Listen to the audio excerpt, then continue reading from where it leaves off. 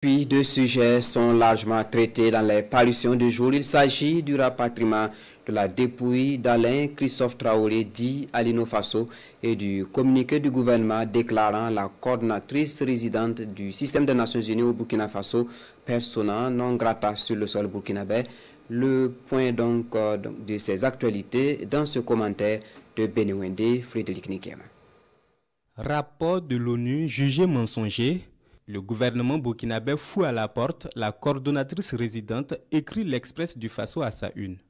Dans ces colonnes, le journal Le Quotidien, relayant une copie du communiqué du gouvernement burkinabé, précise que cette décision fait suite à la découverte d'un rapport du secrétaire général des Nations Unies adressé au Conseil de sécurité intitulé « Les enfants et le conflit armé au Burkina Faso ». Sidoya d'ajouter qu'il ressort que ce rapport a été élaboré par une équipe spéciale pays coprésidée par Carole Floss-Merekniak, coordonnatrice résidente du système des Nations Unies au Burkina Faso. Selon le journal de tous les Burkinabés, les informations consignées dans le dit document abordent plusieurs points, notamment l'analyse de la situation politique, militaire et sécuritaire, les violations graves commises contre les enfants en application des dispositions de la résolution 1612-2005. Ce qui fâche la partie burkinabé, c'est que les autorités ainsi que les institutions burkinabées n'ont ni été associées à son élaboration, encore moins informées des conclusions de l'étude. Un total mépris à l'endroit de celle-ci, d'autant plus que le dit rapport a été transmis sans être documenté par des preuves juridiquement acceptables, reprend l'observateur Palga. Au regard de tous les graves écarts constatés, le gouvernement estime que Carole Floss-Merekniak n'est plus une interlocutrice crédible, écrit mon confrère qui rappelle qu'elle est d'ailleurs déclarée persona non grata sur le territoire du Burkina Faso.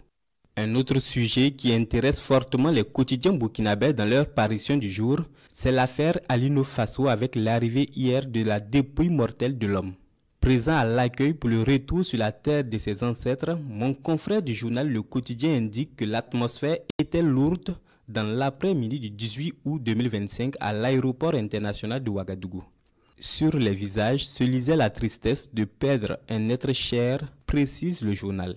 Le cercueil de Alino, paré des couleurs nationales burkinabées, a été accueilli par plusieurs membres du gouvernement, dont le ministre d'État chargé de l'administration territoriale, le ministre de la Sécurité, celui des Affaires étrangères, le ministre de la Communication, le directeur de cabinet du Premier ministre et bien d'autres acteurs de la justice, de la culture ainsi que des sympathisants et amis de la victime, relate le journal Le Quotidien. Pour l'observateur Palga, Alino Faso revient en martyr. Mais avec le rapatriement du corps, faut-il croire que le juge d'instruction d'Abidjan requis pour les enquêtes sur place a réuni suffisamment d'éléments pour se prononcer sur les circonstances exactes de cette mort qui, à l'évidence, est entourée de nombreuses zones d'ombre, se questionne le doyen des quotidiens burkinabés. Pour sûr, avec l'arrivée de la dépouille à Ouagadougou, où le procureur a ouvert une information judiciaire pour fait de torture et d'assassinat contre X, s'ouvre une autre procédure selon l'Obs. Dans tous les cas, l'affaire Alino Faso continuera de soulever beaucoup de questions dont les réponses, si on les a, seront loin de s'imposer erga omnes, conclut mon confrère.